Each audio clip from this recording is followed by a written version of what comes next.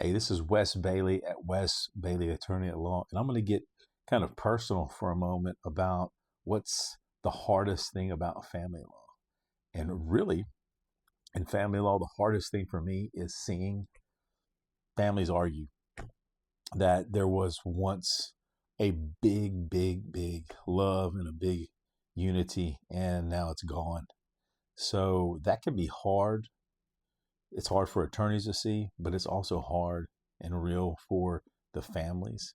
So, what I want to say to anyone who's dealing with a custody, a family law, a divorce, is that definitely understand that. And we definitely see that.